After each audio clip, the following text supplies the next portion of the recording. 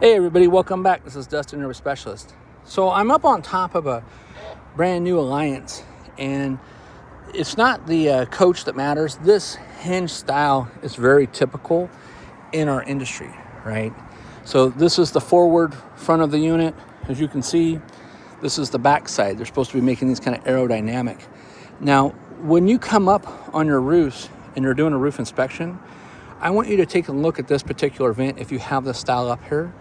Over time, and this ventlet's been in our industry for a long time, for whatever reason, they crack right here up front.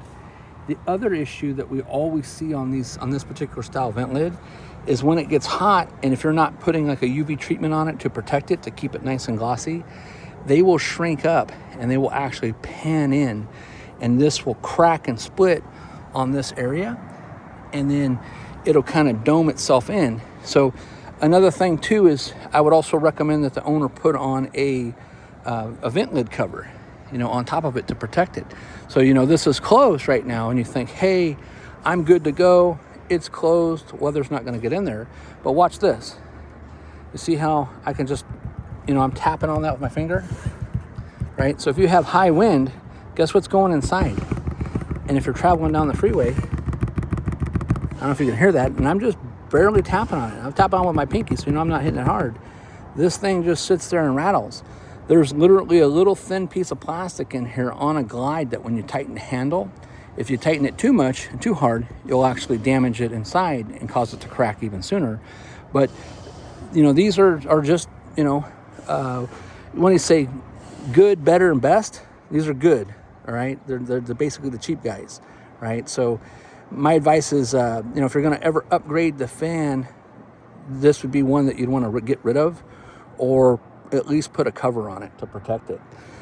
Whenever you're up here too, you want to come back to these hinges and make sure that none of these rivets that are back here are cracked. These right here are also a leaking point. Those tend to crack out and leak as well. Another thing you want to do is these little J hooks that are in here, that's a pinch clamp. So let's say you wanted to take this vent lid off, right?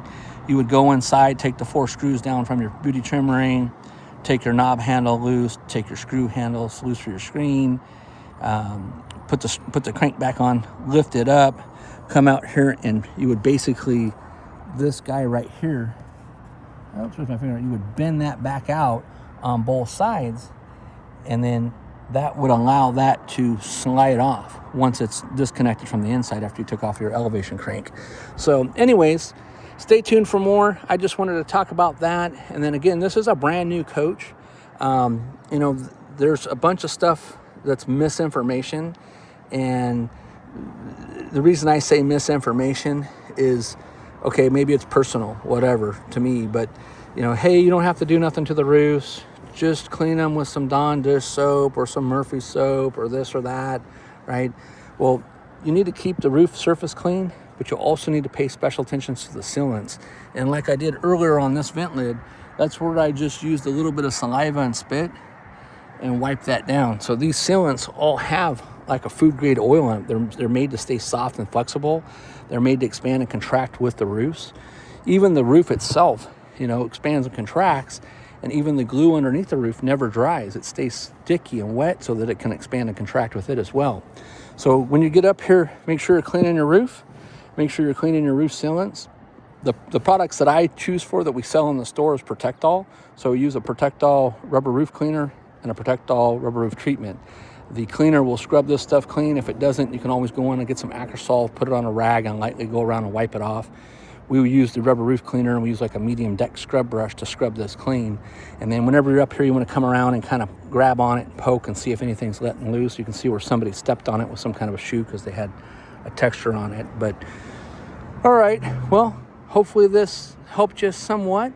And if there's some kind of question or something, I'll try to reply back to it in the comments, but it just depends on what's going on. So, all right, well, hey guys, thanks so much for watching. And again, put a cover, clean it, scrub it, treat it. All right, have a good day. Dustin, Nervous Specialist.